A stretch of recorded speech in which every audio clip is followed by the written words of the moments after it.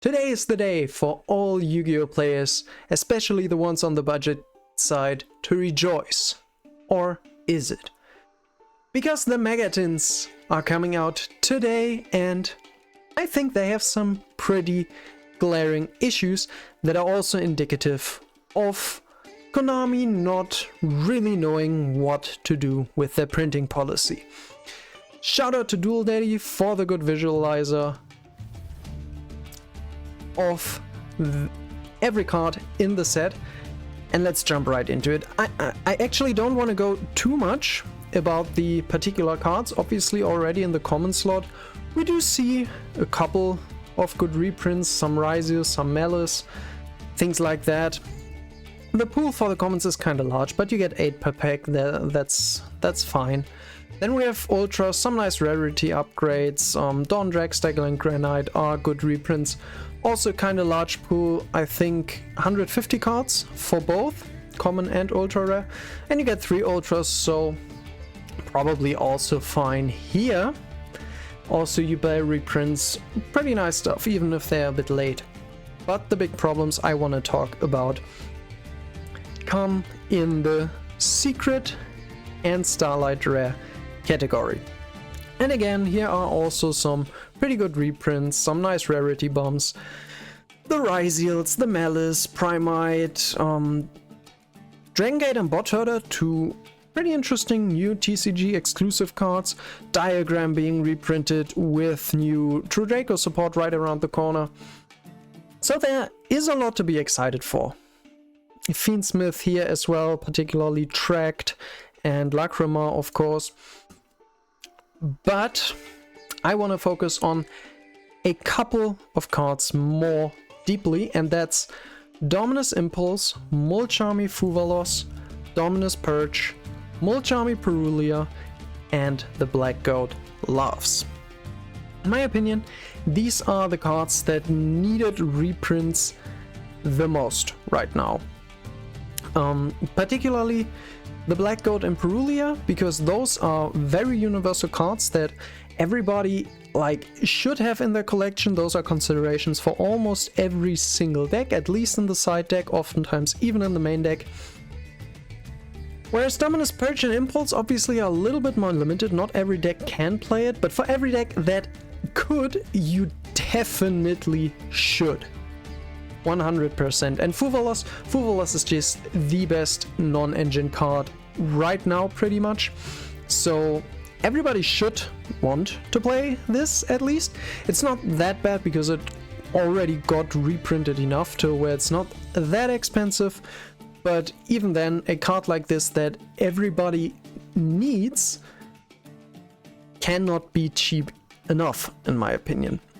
So the issue with the thing is, the secret rare pool is also quite large. If we look at it, 100 prismatic secret rares, but you only get 1 per pack, meaning 3 per tin. And that's a very interesting choice, because this means that all the cards in this slot are actually more difficult to pull than the Starlight rares. You also get 1 of those per pack, but there are only 50 of them. So this basically means that the reprints in here won't really affect the price too much, particularly for those money cards. And we see that in practice. Like, if we look at Fuvalos, the Mega Pack print, not really cheaper than like even the Super or Ultra Rare, and the Super went down like a little bit, but the Ultra already pretty much kept its price, at least on the EU side of things.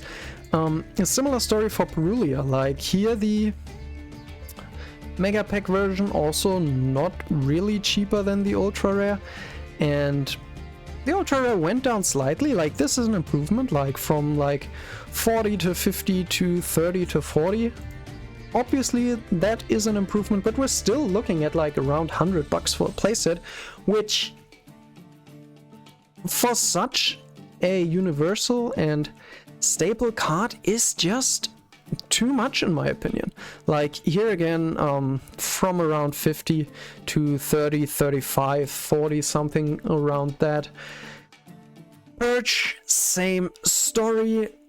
The Mega Pack one not being significantly cheaper, and the original print also not really changing in price.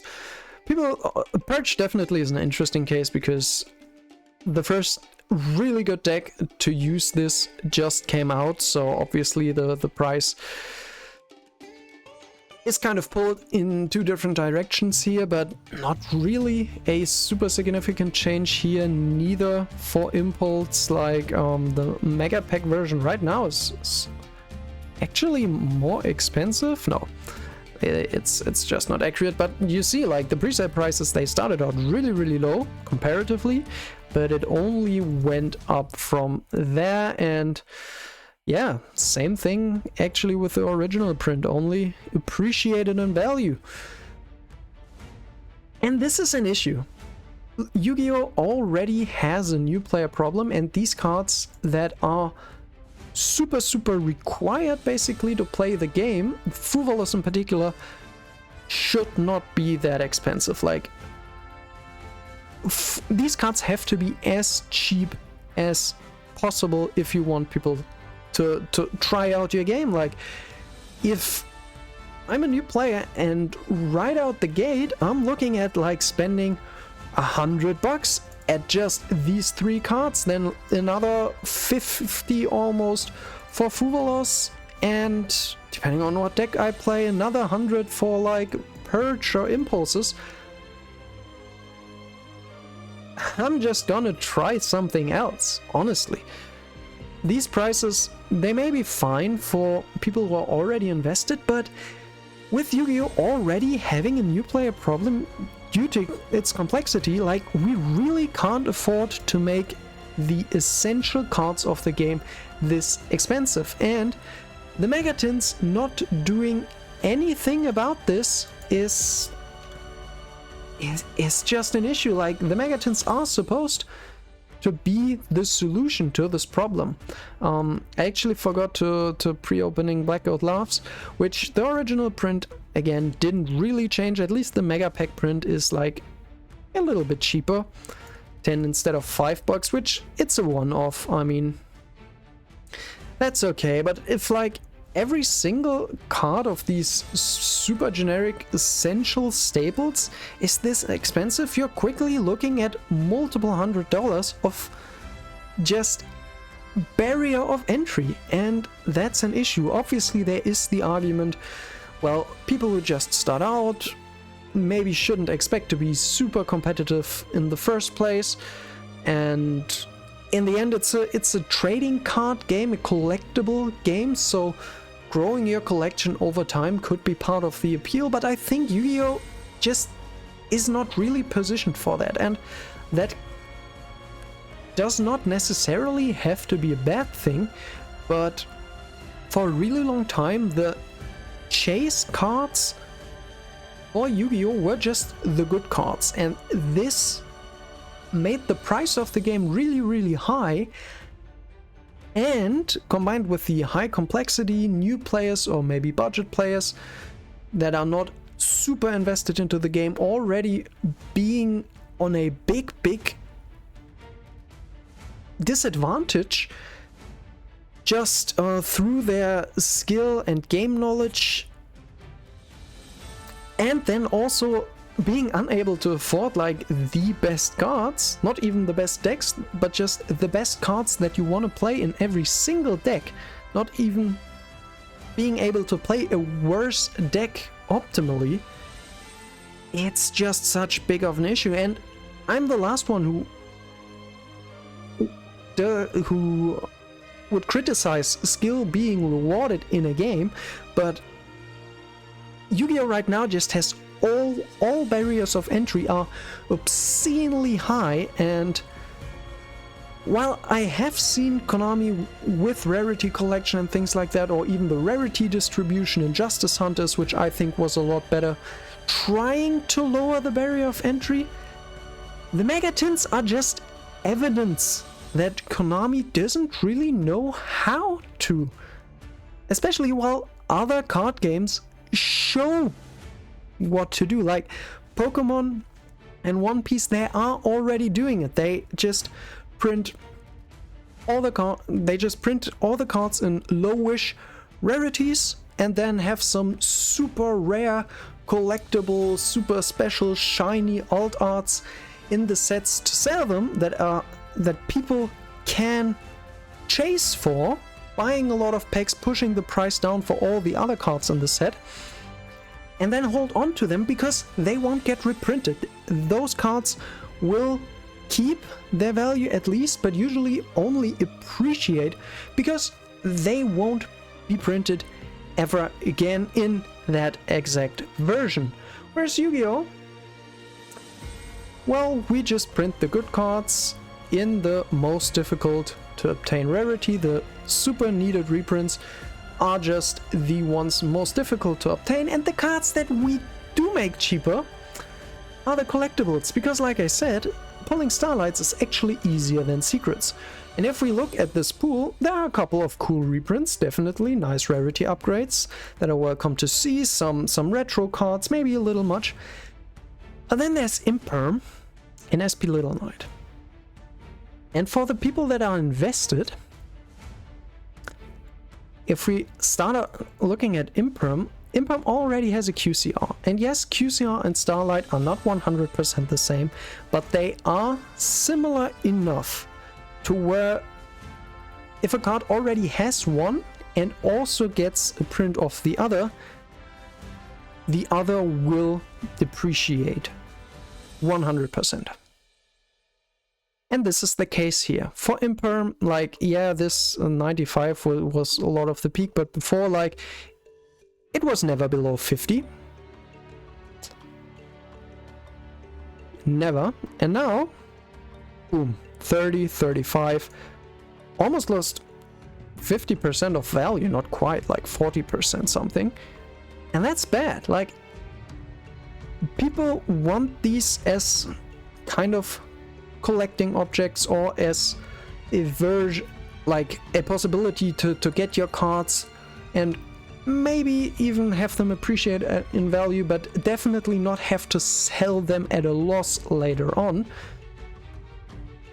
And, well, Konami just served them the loss.